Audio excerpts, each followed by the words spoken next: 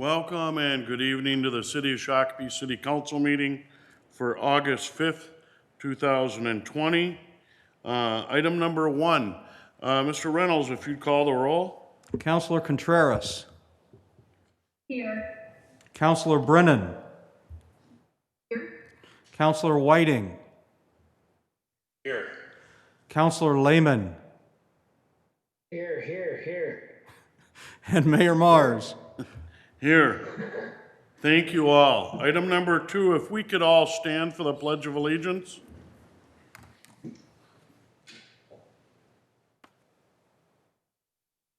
Allegiance to the flag of the United States of America, to the republic for which it stands, one nation, under God, indivisible, with liberty and justice for all.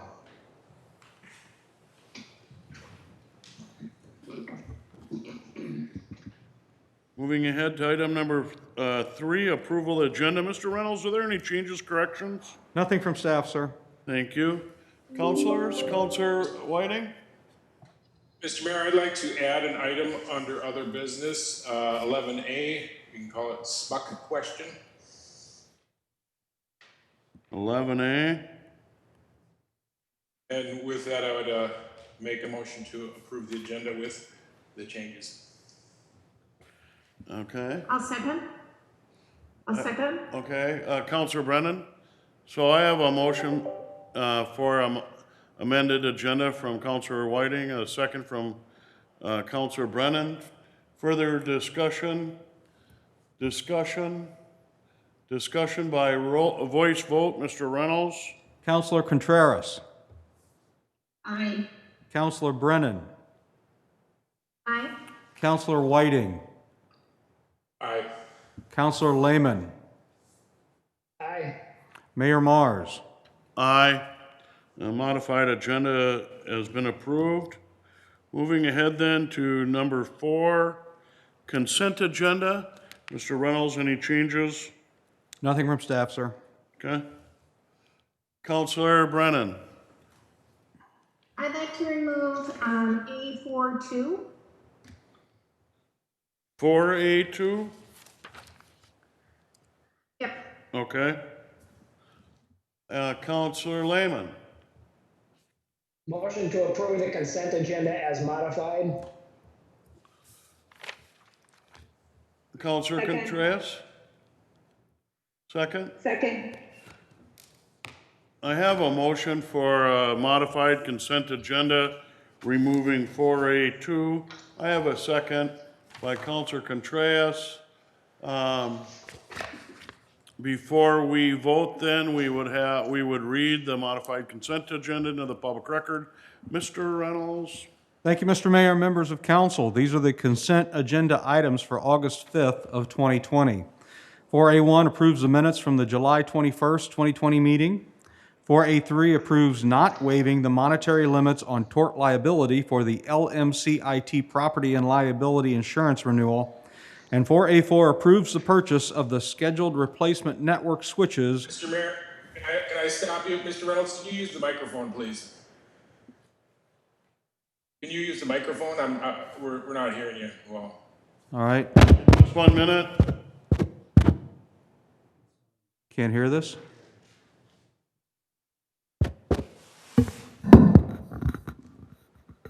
Hello?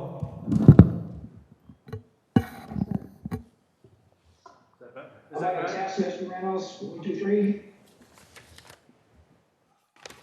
Can you hear that? I can hear you. Okay. I'm going to run through this again if you don't mind. 4A1 approves the minutes from the July 21st, 2020 meeting. 4A3 approves not waiving the monetary limits on tort liability for the LMCIT property and liability insurance renewal. And finally, 4A4 approves the purchase of the scheduled replacement network switches in the amount of $28,411.50 from Logis through CDWG. Thank you, Mr. Reynolds. I have a motion for a modified agenda. A second. A modified consent agenda has been read into the public record. There would be no further discussion. By voice vote, Mr. Reynolds? Councilor Contreras. Counselor Brennan. Aye. Counselor Whiting. Aye. Counselor Lehman. Yes. Mayor Mars.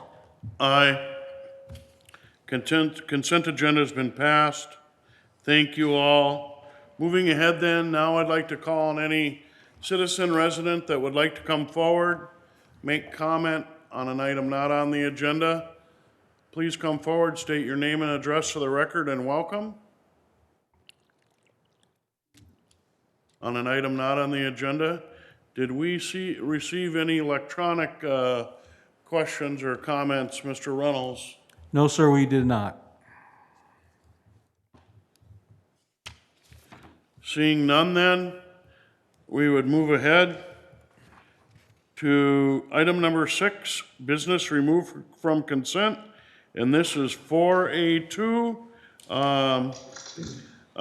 condemnation of the Department of Parks and Rec, and Councilor Brennan, you remove this from consent, go ahead. Yeah, I pulled this item off. I think that thank yous and recognition should be read out loud instead of put on the consent agenda.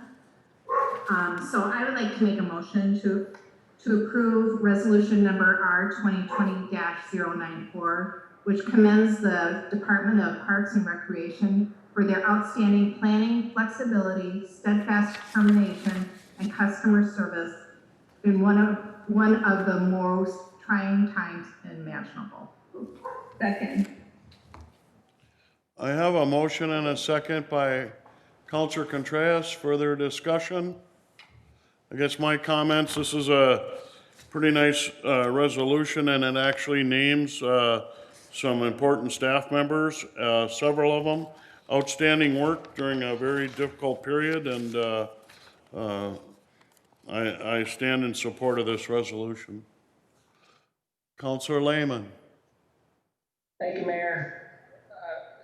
It's well deserved to the Park and Rec Community Center, namely, for their organization through this, but I think we need to recognize that all of our departments are having some modifications and doing a bang-up job considering the limitations put on all the departments. So kudos out to all the departments.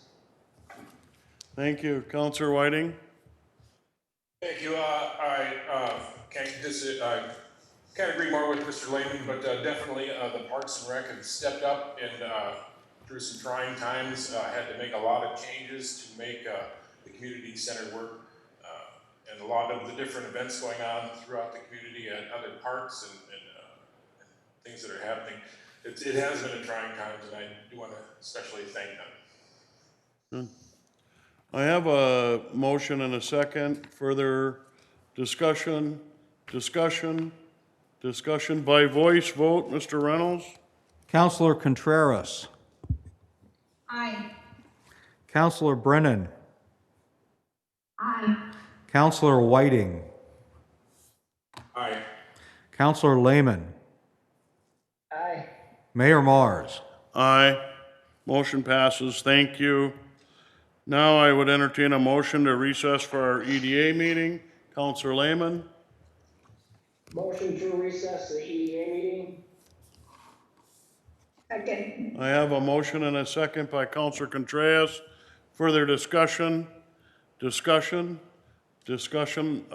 voice vote. Mr. Reynolds? Counselor Contreras. Aye. Counselor Brennan. Aye. Counselor Whiting. Aye. Counselor Lehman. Aye. Mayor Mars. Aye. We stand adjourned for our EDA. Mr. President, the floor is yours. Thank you, Mr. Mayor. I'd like to call to order the August 5th, 2020 meeting of the Shakopee Economic Development Authority. Mr. Reynolds, please make note of the rule. Second item on is our approval of the agenda. Mr. Lehman? Mr. President, I'll make a motion to approve the agenda. I'll second. Ms. Brennan, second by Ms. Brennan. Any discussion? Mr. Reynolds, by voice vote. Ms. Contreras. Aye. Ms. Brennan. Aye. Mr. Lehman. Aye. Mr. Mars. Aye. President Whiting. Aye. Next item is item 3, our consent business, which includes the EDA minutes. Is there any questions on the minutes?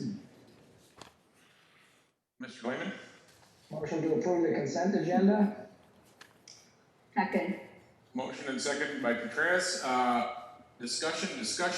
All those in favor of Mr. Reynolds? Ms. Contreras. Aye. Ms. Brennan. Aye. Mr. Lehman. Aye. Mr. Mars. Aye. President Whiting. Aye. Last on our agenda is the EDA bill list. If there's any questions on that, if not, we can move on to item number 5.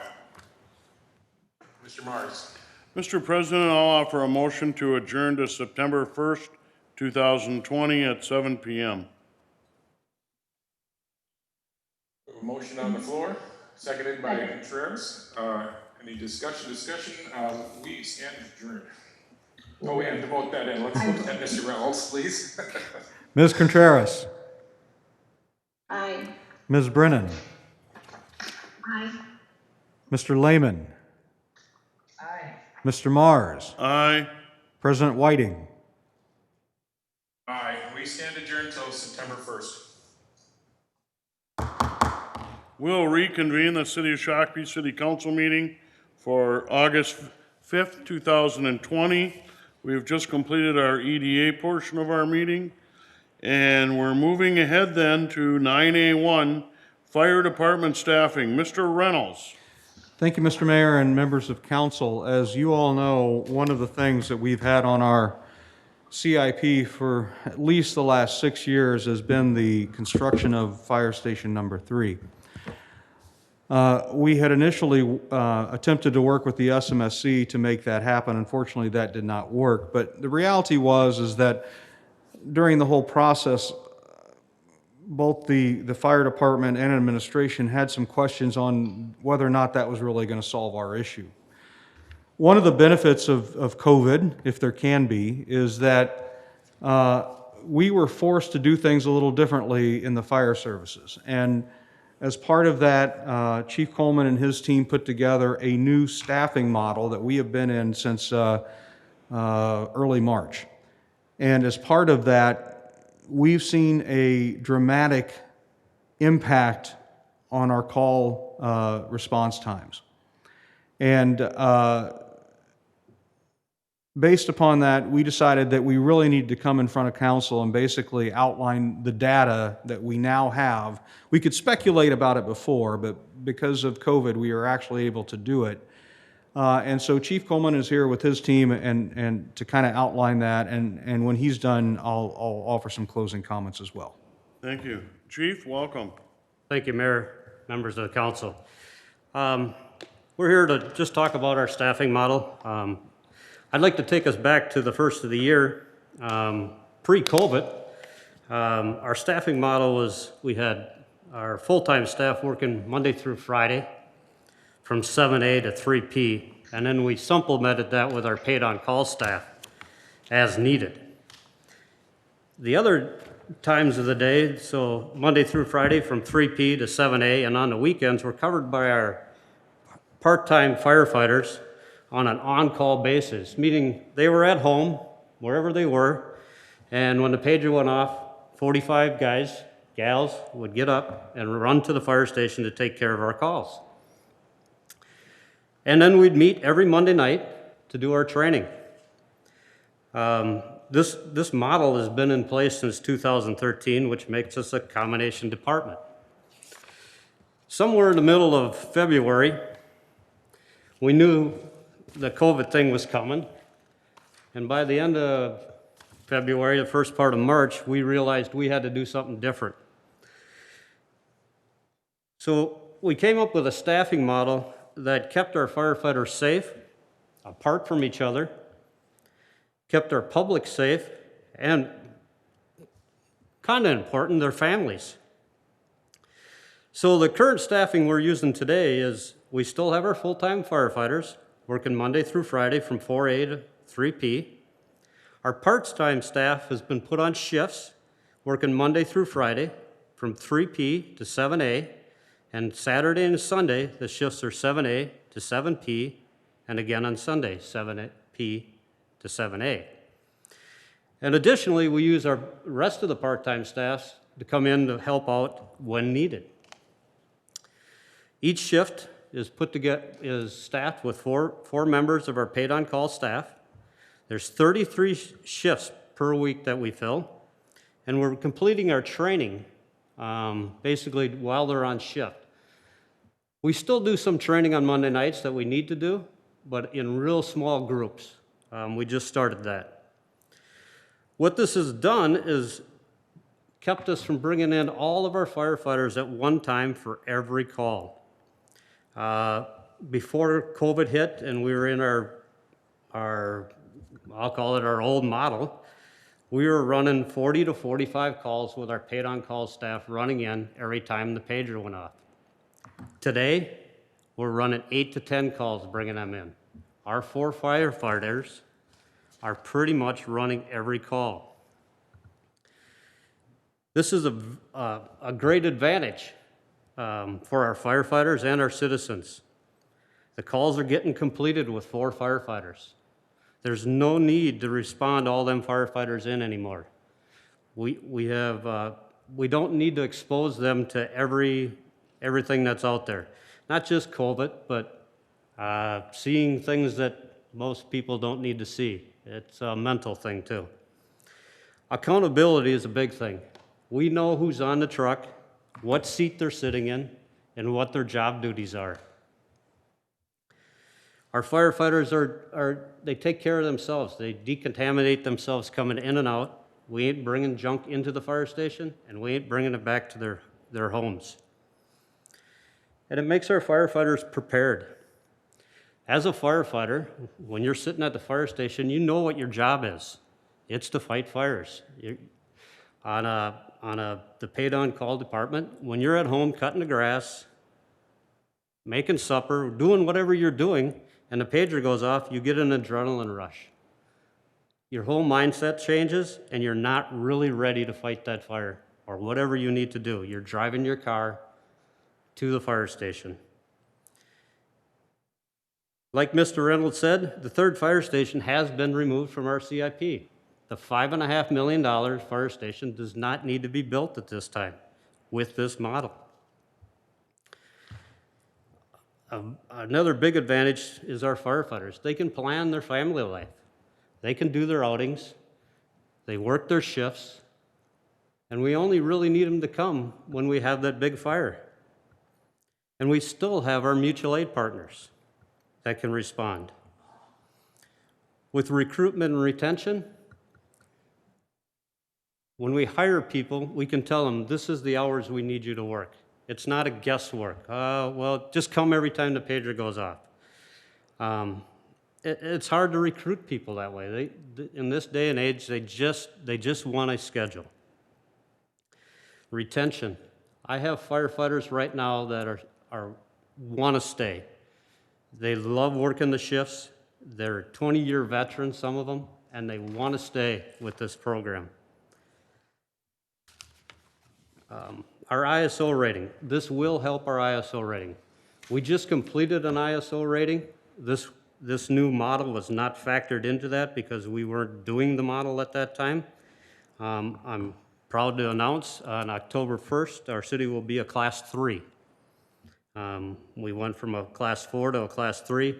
In 2015, we went from a Class 5 to a Class 4. So we have made big improvements in the last 5 years with how we staff our things, how we train, that kind of thing. And if I may, Chief Coleman, one of the insurance service organization rating actually has an impact on your individual home's insurance. And going 2 spots within 5 years, that's a real impact on all of our residents' insurance rates, and it's something to be commended. And with that, Mr. Reynolds, it's really a bigger impact on our businesses. Yeah. They pay a lot of insurance, and every percentage point helps them. And then faster response times, and we'll get into that here.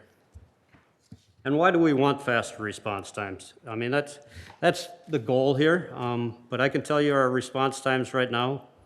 Our first truck out of the station right now is in 1:30. Before we got into this staffing model, it took an average of 6 minutes to get a fire truck out the door. That's too long for me and too long for our residents. A quick response is what we need. The sooner we get there, the better. We got approximately 10 minutes, give or take. We want to get there while the fire is starting to grow. We want to keep the fire in a room and contents. We don't want it spreading throughout the house or throughout whatever structure it is. The key to that is we call it flashover. Once the temperature reaches 1100 degrees, everything in that building will flash. The gases from the fire that's building up in a single room will start to condense down, and then it flashes. And we are trying to beat that. And that's what will save lives, protect property, and our firefighter safety. Our average on scene time right now is 6 minutes and 30 seconds. Before this was 11 minutes. It took us 11 minutes to get to somebody's residence on an average. We're not making the time we need to be there. I got a couple of recent examples that I can give you. You may remember them. On 7/3, we had a fire at McDonald's. There was a fire underneath the overhang, the car there. Call came in about 1:46. We were en route in 1:23 and on scene in 4:05. Had we not got there and we had to add that extra 5 minutes on there, that fire, in my opinion, with my experience, would have been in the roof and McDonald's would not be open today. On 7/18, we went to a fire on 4th Avenue West, a twin home fire. Started out as a propane tank fire, ran up the side of the house. By the time we arrived there, our truck was in service in 1 minute and 5 seconds. Wow. And I lost my plot. And we arrived there in 5 minutes. We got there right before the flames went into the eave and saved that structure. Again, another 5 minutes, the fire is into that roof. That is the reason we want the quick response time. And our residents deserve it. We could talk about medicals, rescues, and accidents. I mean, every second counts. We all know that. On medicals, we know that early defibrillation on a patient is the best thing for them with good compressions and advanced care. In 2014, we made the decision to make our firefighters all EMTs and not first responders. 61% of our firefighters are now EMTs. So we are continuing to try to provide a better service to our customers.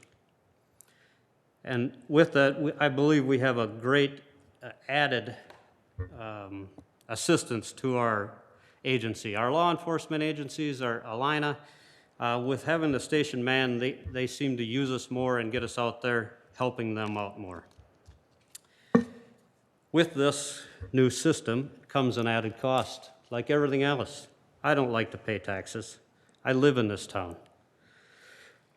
But there is a cost to this, a $266,173 cost that would need to be put on to the fire department budget in 2021. This whole increase is for part-time wages.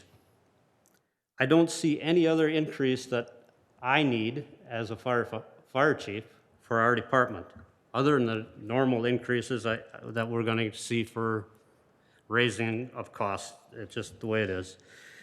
There's no plans for the third fire station at this time.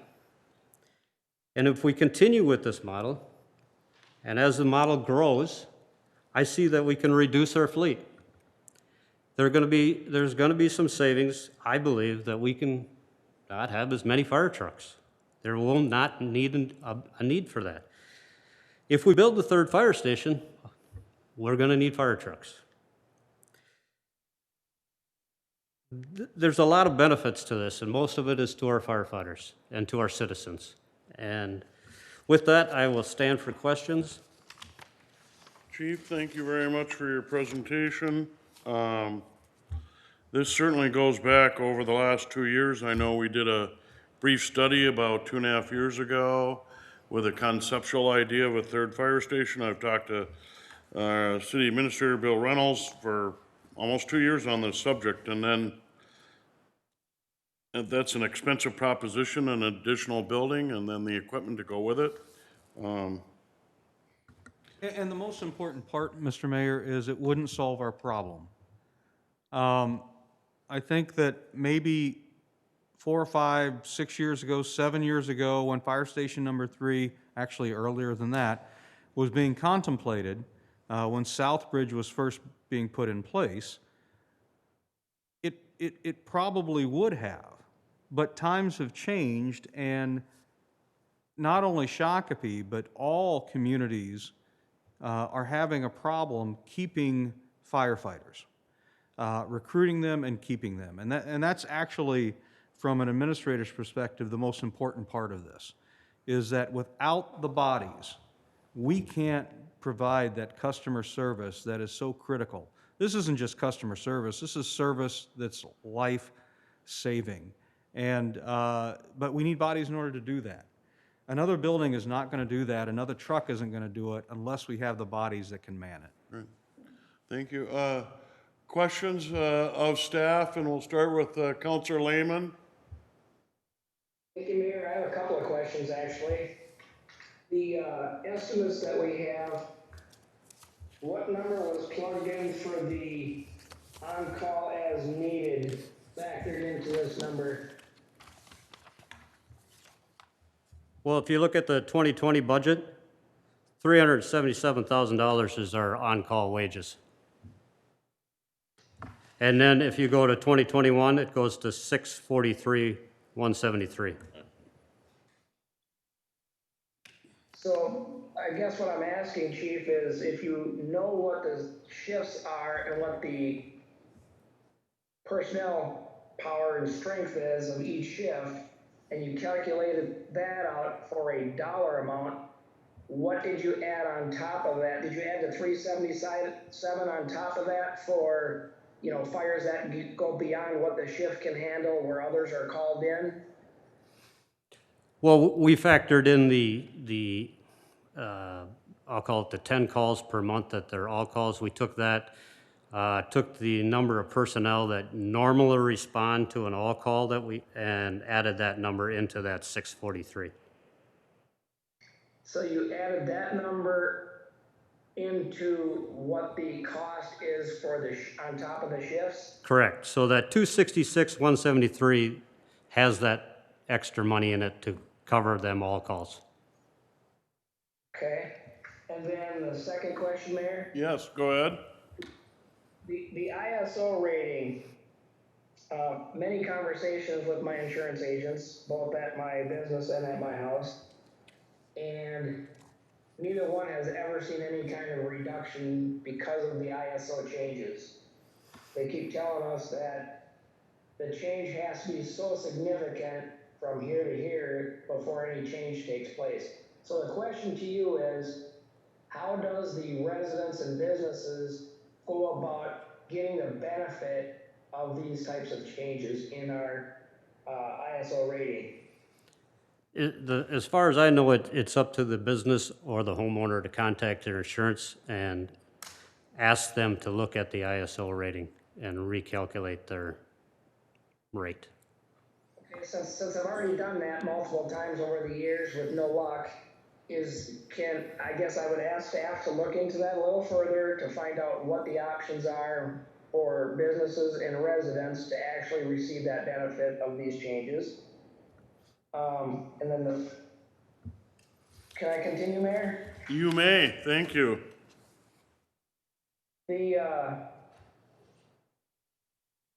and I don't mean this in a negative light, but the reduction of response time, as good as it is, I don't want the general public to get a false sense of security, because there still is gonna be a response time lag, and we all know when we need you guys, we want you like right now. And that's not gonna be the case, even with these changes. There's still gonna be that lag time.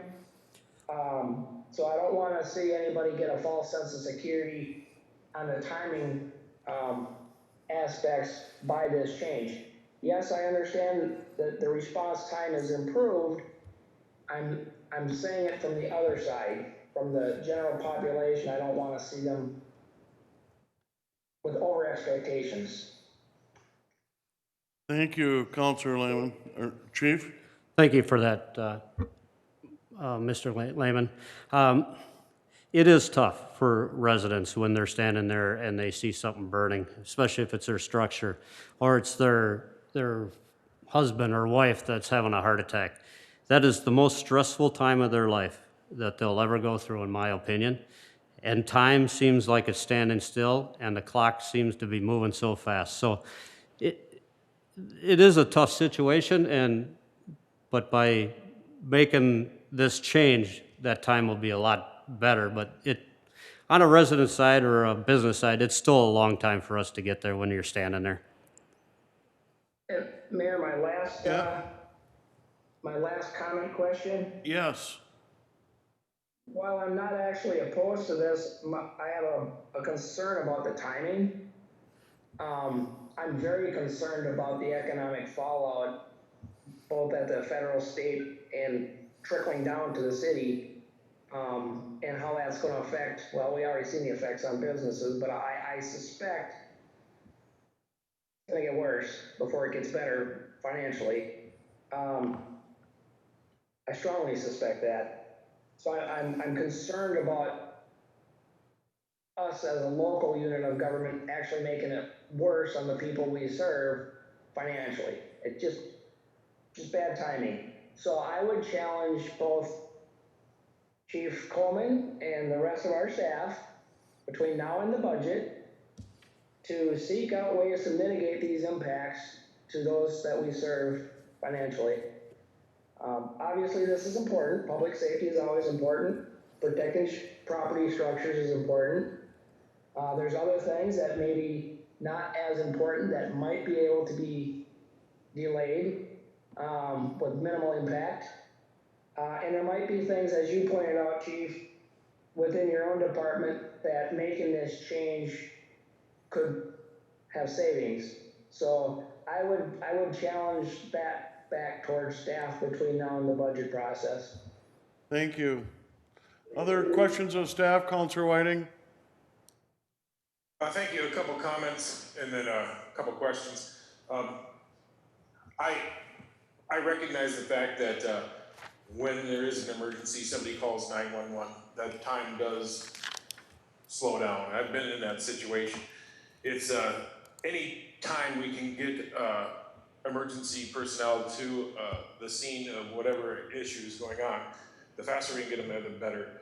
A comment on the ISO rating, I think that's going to factor into some of our bigger player companies, and in my experience, you need to basically go out and get new quotes from a new insurance company before you're going to see any reflection of a ISO rating change.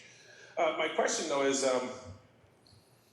has all of our firefighters, our part-time on-call staff, been involved with the new plan? Have they all had a chance to participate, and are they all able to?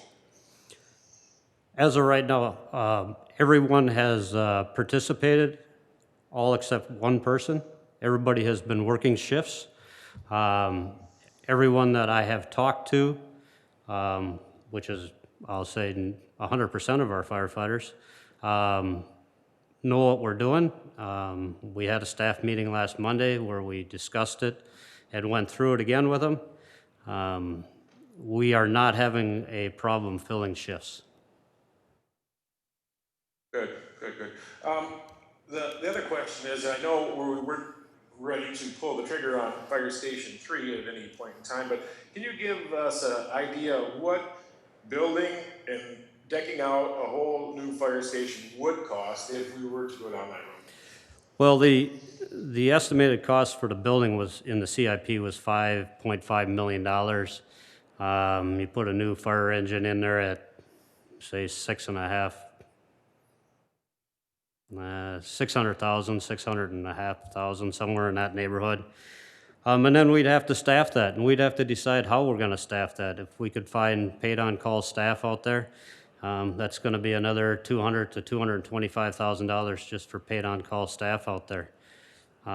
If we went full-time, you're looking at $1 million to staff that with full-time staff.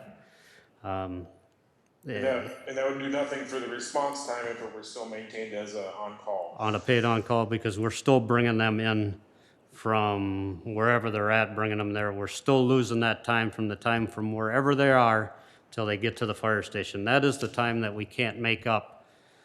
You know, if we're at the station and with part-time people or full-time people, it's the same response time. Okay. Thank you. Others? Councilor Brennan? Last year, Scale had discussed looking at a regional fire department, and how would that model, or would that model fit into this proposal that you have? Well, I actually sat on that committee, and we started going through to get proposals to, what was it, Bill, to get the, somebody on board to come and do a consulting to see what would work for Scott County. And that kind of got put on hold once COVID hit. It just wasn't looking feasible. I can tell you today, I was talking to the Savage chief here a week and a half ago. He's in the same process that I am in right now. He is looking at running the same model that I'm talking about today. With that said, if we both do the same model, it's going to help both of our cities, because we're both going to have a truck rolling down the street at the same time when there's a structure fire. And that's an important point. Don't forget that all of the communities in Scott County have mutual aid agreements, especially the northern counties that are so closely together, the SMSC, Prior Lake, and Savage. There are often times that in each of these communities, a fire truck with a different name on it than the city is actually the first fire truck there. We will continue always to have that kind of a presence with our neighbors. We have only put this to the side in regards to taking a look at the bigger picture when it comes to fire services. But COVID pretty much, as Chief Coleman pointed out, put that on the sideline. The committee members, upon, I think it was late March, upon realizing that COVID was going to have a major impact, we simply decided to put it aside, concentrate on today, and we still are going to take a hard look. We still want to have a consultant come in. But this model would not in any way, in my opinion, hamper that effort any more than each community has their own structure, each community has their own way of doing business. And that is the same now, it'll be the same when in post-COVID time period. What we're doing is we're changing the way we do business, but it still is no different in regards to, in comparison with everybody else, if that makes sense. Yep, thank you. Councilor Lehman, follow-up? Well, the regional model, regardless of whether you have a regional model or not, the ultimate accountability falls with the elected body and staff. And even if you had a regional model, you're still going to have local response. Otherwise, you're defeating the purpose of the actual response time, getting there before a flashover, or in the case of a heart attack, right away. So I'm not too sure that a regional model is workable because you can't, it's not possible to put that accountability onto another entity when in fact this body is the elected accountability to this community. So I'm a little reluctant to put our response and accountability for this type of issue, along with policing, public safety, onto somebody else. Yeah. You know, I was a big fan of the third fire station, as I earlier mentioned, and actually the regional response situation, if that could get worked out, because I think there's some geographical aspects of it. What I think we found is that different fire departments train at different levels, right? And we're kind of blessed because we have some higher level training here in our community, which is good. I hear what you're saying, Councilor Lehman. However, I believe fire is a basic service. I believe that this COVID is difficult period that we're in is actually proven to be innovative from the inside out of our organization. And actually, we have some data now to prove that. I think that innovation is proven out. Yes, when you invest in your community, it costs a little money. But as the chief was saying, that if we built a new building, bought some equipment, staffed it, be looking at $6-7 million. At $266,000 for the next several years, 10 years, it'd be under $3 million. So I think it's important to invest in basic services in our community, and certainly we can talk about that as we move forward into our budget process. I don't believe they're looking for a decision tonight, is that correct? No, sir. We just wanted to bring this, you know, as we started seeing the data and response times, we wanted to bring it to you for your reflection at this point. If the council is willing to take a look at this, we would bring it back. We would bring it back with some numbers. I certainly, from an administrative standpoint, will try to do what I can to find ways to make this impact as minimal as possible. I have some ideas already based upon some conversations or some email traffic I had with Councilor Lehman earlier. So I think there's some opportunities there. Ultimately, we're just asking you to think about it. If generally it seems to like something you want to consider, we'll start doing the heavy lifting. If not, we'll move on. Well, we'll just, that's fine. We'll try to build some consensus here. Just a general question. You're gonna see this move forward to the next level. Doesn't mean we're approving anything tonight, but go to the next level. Councilor Contreras? Yes, Mayor, thank you. I am interested in seeing and investing a little bit, but I'd like to see numbers and see what we can do. So Okay. I look forward to seeing something. Thank you. Councilor Whiting? Thank you, Mr. Mayor. I like to see more on this. What I like about it, you know, if we're looking at in the situation of COVID right now, I think it's great that we're trying to protect our staff and their families. That's key. And by having, you know, those control limits on who's in the station and when, I think that helps. I like the fixed hours, and the idea that our would be our former part-time staff or on-call staff could plan their home life. I was a firefighter in my young age, and anytime you wanted to do something with the family, that pager was going off, it seems. So I like the idea that they can have a little bit of planning. There's also a concern of mine, like the chief was saying, with that adrenaline rush driving to the station. I remember that day, and you wanted to be the first to get on the truck, because once that truck is out, you're standing in the station. So there's some safety value there too. So I would like to see more. I think the response time thing is, the improvement on the response time is critical, and I think our city would greatly appreciate better response time.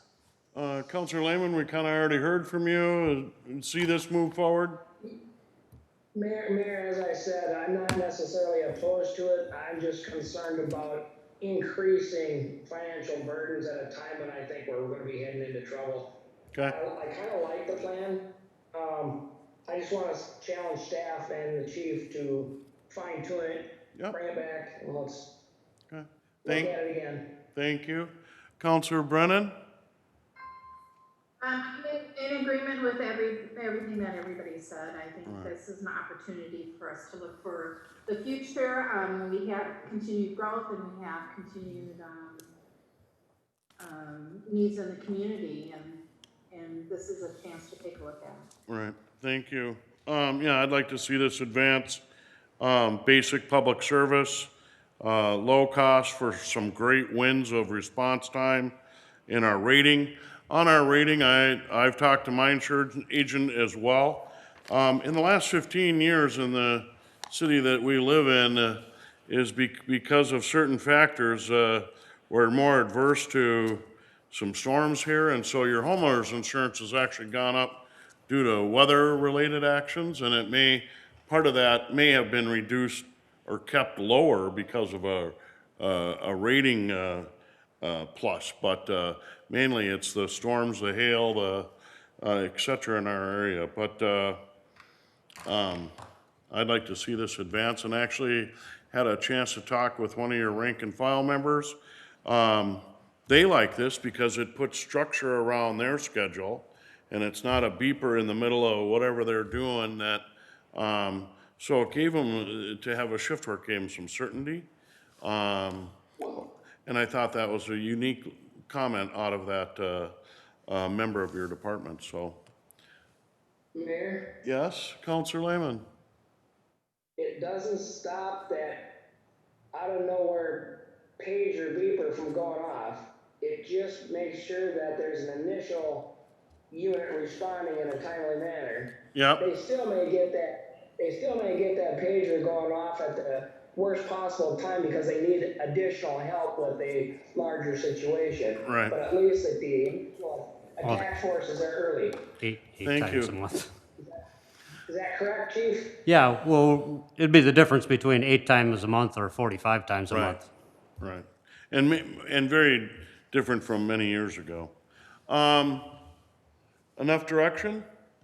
Yes, sir. Yes. Thank you all very much. Thank We'll- you, Chief. We will go back and we'll refine this and start crunching some numbers for you.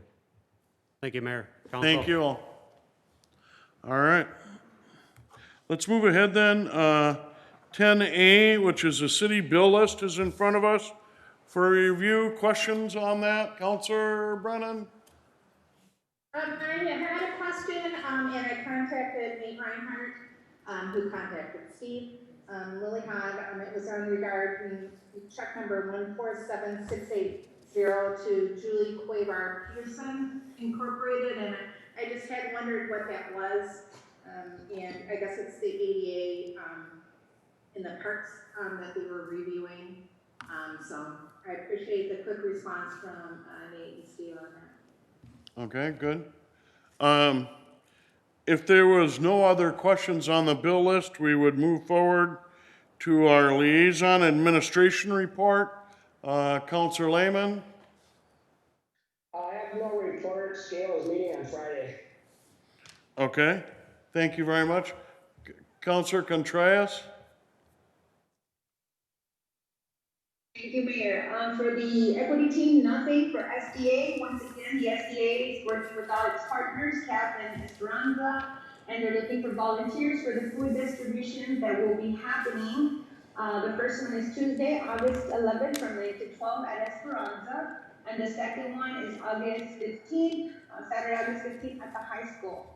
For the school board, I just suggest there's a lot going on for the schools, for you to go to the website and see what's going on there with the choices that our children have now, from the school IHD to the Shakopee online.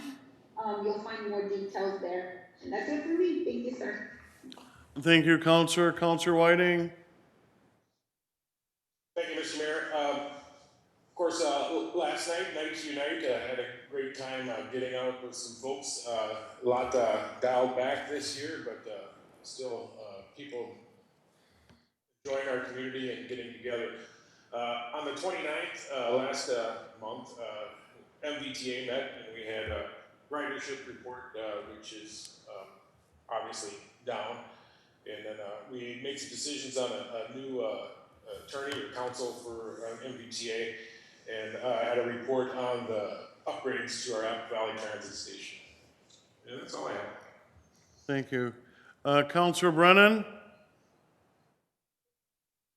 Yep, the, SPEC met last night, or, I'm sorry, that's Monday night, I guess this isn't Tuesday. They met Monday night. We've had a discussion about the COVID-19 and delinquencies and how we will be possibly responding to that. There's the Minnesota Housing CARES Act program. I think that's the correct definition. CHAP is the correct way to pronounce it. And they'll be looking into that and how to access those funds. And I think they probably will be working through the CAP agency on that. And then,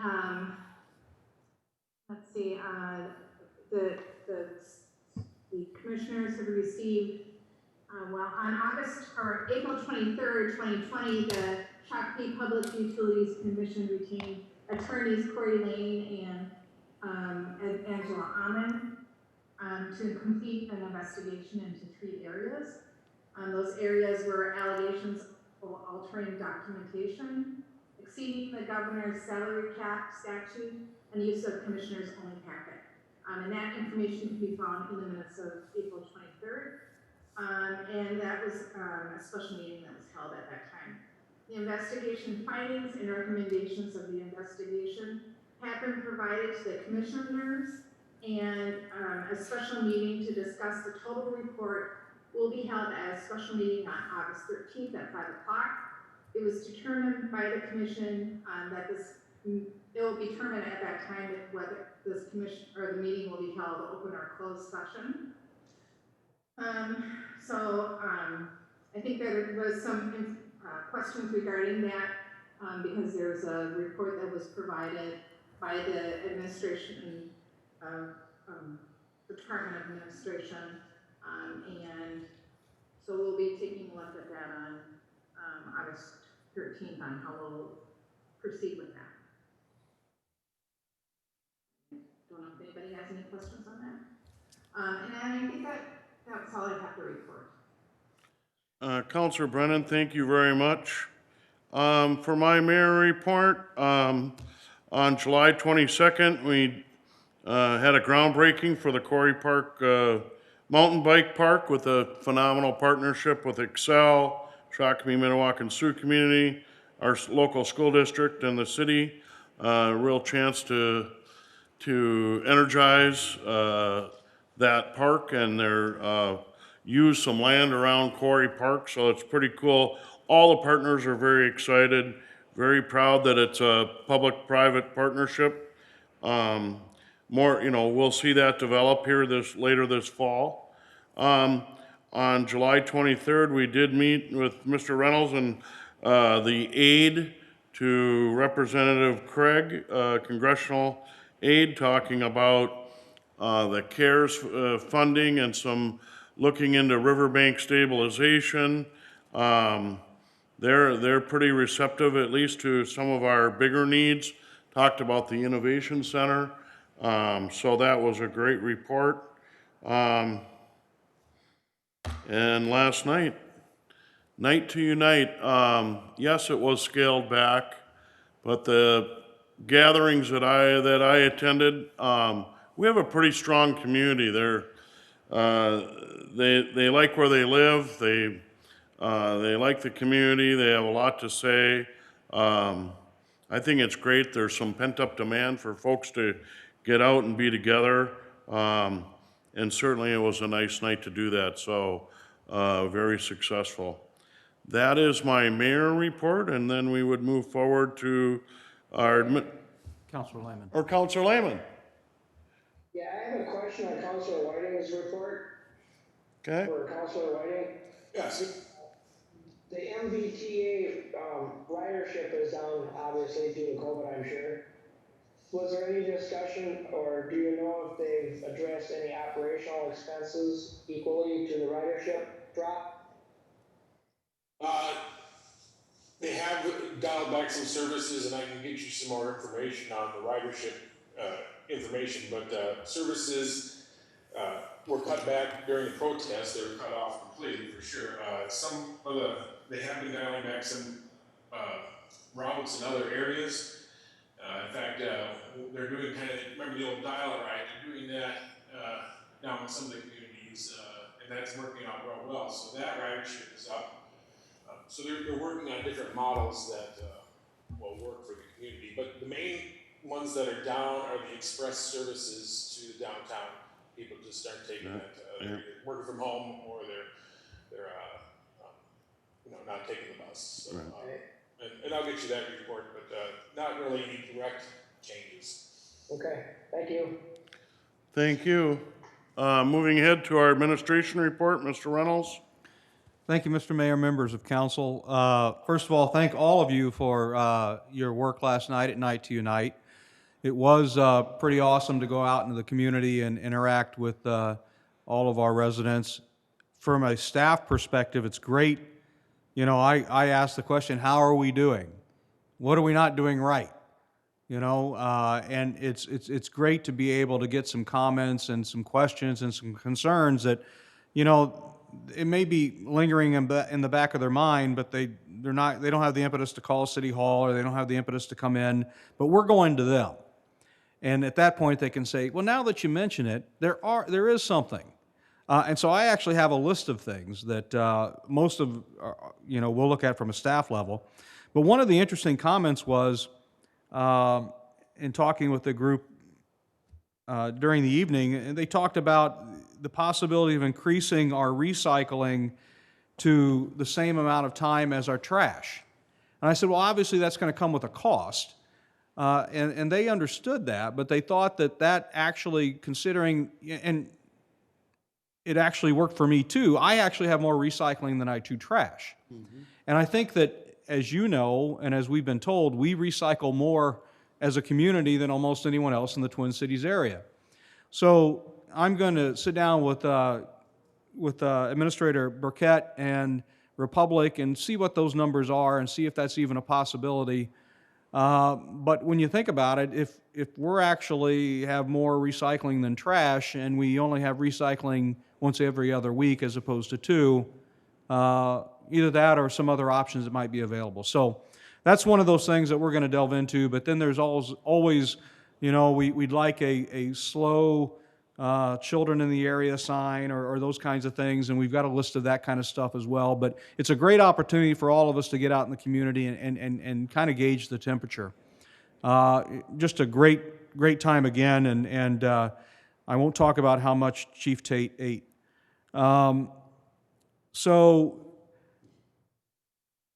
the only other thing I have other than Night to Unite stuff, I just want to make sure that everyone is aware. I've received word from the SMSC due to COVID and some of the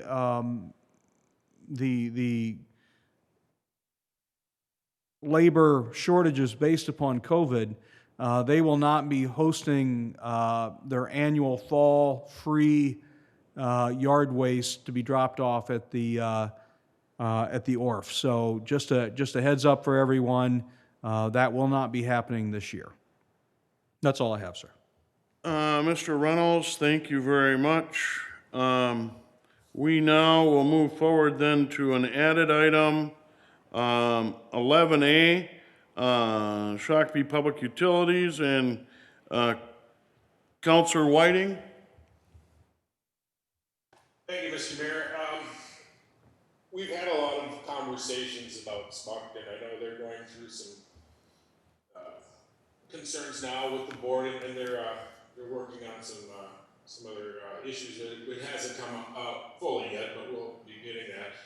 But I noticed some issues many years ago as the liaison of SMUC when my board packet didn't match the board packets that other members were getting.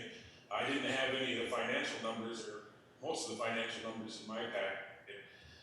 We've known that Sept has been almost completely 180-degree in a position up for our city economic goals. Seems like we're trying to encourage business, and they're trying to, keep business from coming to Shakopee.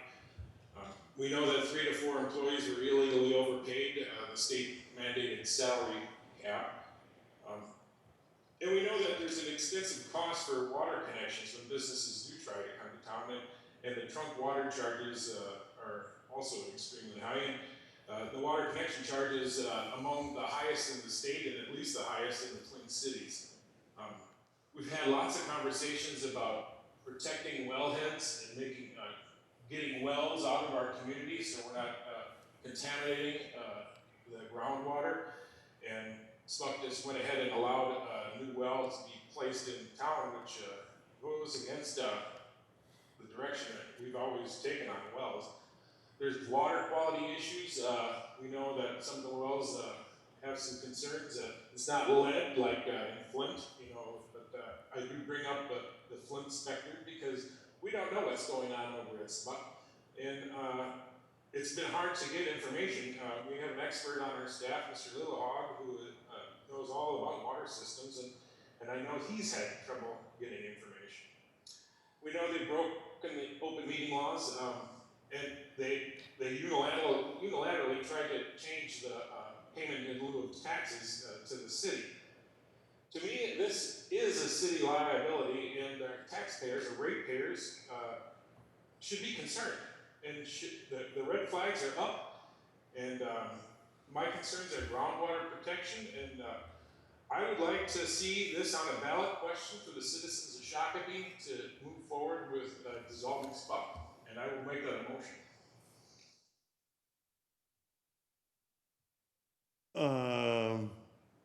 You're making a motion? Yes. Okay. Essentially, if I may, what would have to occur, Councilor Whiting, is that we would have to bring that to council for a vote at the next meeting as opposed to actually meeting on it or actually making that decision today. If you're requesting for us... My motion would be to bring that back to council to have a discussion on it with information that you could provide. Okay. You're changing your motion to direct staff to come back? Yeah, to direct staff to bring this back for discussion at a future meeting. Okay. So, motion, Mayor, Councilor Contreras? I will second that. I'd like to see it come back if that's something, Councilor Whiting is putting as a motion. All right. The motion on the table to direct staff to have come back for a question on Sept to be on the ballot this fall. A second was made. Councilor Lehman? Yes, sir. I apologize. Before the second came, you had a question, so I didn't. Well, Mayor, I was gonna point out that a motion to do that was an improper motion. Mr. Reynolds straightened that out for me. Right. Thank you. Further discussion?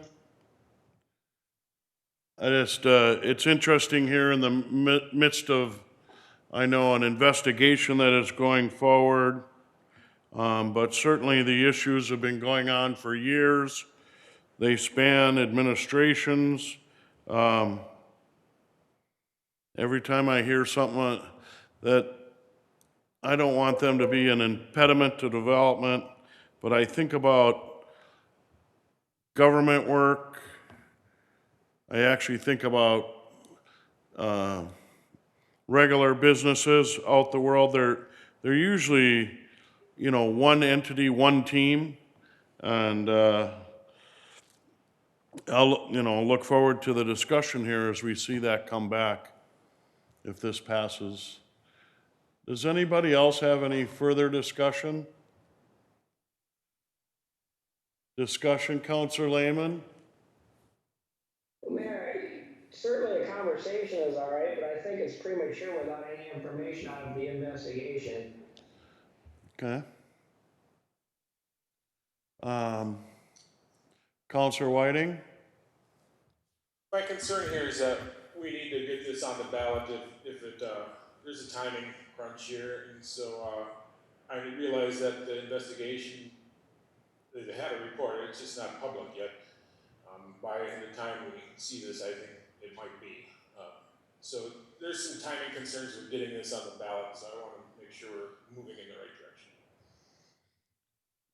direction. Counselor Brennan,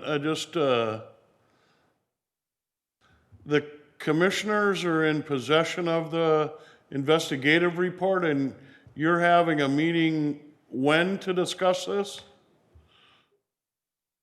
Sorry, my dogs are barking in the background, but there is a meeting, a special meeting on August 13th at 5 o'clock. At this point, we don't know if the meeting is open or closed. And that would be to discuss the findings and the recommendations that came up. All right.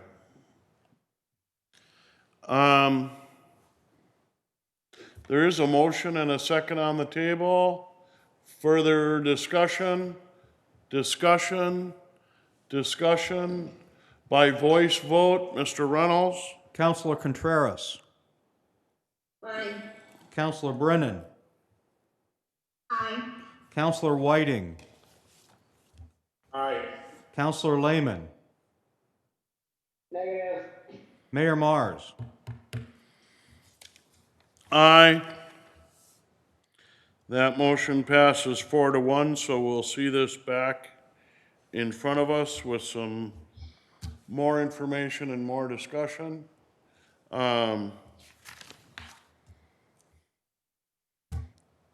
Is there any other business before this council? Counselor Lehman. Thank you, Mayor. I didn't report on that night to unite under liaison because I'm not really a liaison to that. But I did want to say to the community that I believe that's a great program. Anytime that you can get neighbors together, knowing what's normal in the neighborhood is a deterrent to crime because you know what you're looking for. And the weather was gorgeous for it too. So I just wanted to put out there to the community that it's a great program. If you do know your neighbors, and you know what's normal in your neighborhood, it's much easier to spot suspicious activity and make a call, and prevent or catch crime. So Right. just want to make that known. It was a good time by all. Thank you. I'd like to bring something up that has caught my attention. As you know, I'm a regional traveler on the weekends and on vacation, but you know, our downtown through COVID, we've expanded to allow tents and tables in public areas, on sidewalks, in the street. Many communities have done this for COVID, and I've driven through a bunch of those communities, and they're very successful. We've all heard, or maybe we all have heard, I've heard, that why don't you do this again next year? And well, we might not have COVID. But in reality, there are communities that actually allow spots to be open that may take, not like Shakopee with a block-long tent, but might take up a couple parking spots. They're called summertime parklets. And because they're the success of what we're seeing, allowing businesses to have that opportunity, I know in Stillwater they have these parklets. This is outside of COVID. Hopkins has them, and I'd like to see us explore that down the line. It's nothing real urgent, but I would like to try to maybe gather some consensus that we look at this for something in the future. I think it would be on the businesses. It'd be kind of a low-cost thing for the city and a benefit to our residents. Councilor Lehman? Mayor, we were already looking at this prior to the COVID, so that's what you're asking Yep. is not anything new. Okay, I think it just got moved off the top of the table because of the COVID. right, And what we're doing now, which is much more expansive than what we were originally looking at prior to COVID. right. So, I don't know if you even need to go down this path because we were already going down that path prior to COVID. And once COVID is gone, I assume we're just gonna revert back to the path that we were on, which was allowing pocket areas outside, be it on the sidewalk or a couple of parking spots, or in one case, I think it was a parking area behind the business. So, Okay, nothing new, you know? yep. Well, I thought I would just bring it up, and I'm kind of, forward thinking here, and if it's in the works, great. Other comments, Counselor Brennan? I think it's a great opportunity, and it should be looked at. Okay. Oh, Counselor Whiting? Thank you, Mr. Mayor. When we brought up the opening up the street because of COVID for businesses, I mentioned that we may want to keep it that way. Clearly, we're not going to be doing that in the winter, but we were going down that road, and I think it has been a success, and I would like to see what we can do with that. Of course, we're going to hear about the parking issue, but maybe not. So I think it's a good path to follow. Okay. Counselor Contreras? Mayor. Thank you, and I'm always open for new opportunities, things that make us bigger and greater, so Okay. I'm on for it. Good. Enough? Yes, sir. Thank you. Any other business before this council? Otherwise, I would entertain a motion. Counselor Contreras? A motion to adjourn to Tuesday, August 18, 2020 at 7 p.m. Second. I have a motion by Counselor Contreras, a second by Counselor Brennan. It was a tie. Further discussion? Discussion? Discussion, all in favor by voice vote. Mr. Reynolds? Counselor Contreras. Aye. Counselor Brennan. Aye. Counselor Whiting. Aye. Counselor Lehman. Aye. Mayor Mars. Aye. We stand adjourned here at 8:14. Thank you. Happy birthday, Ryan. Thanks, everyone.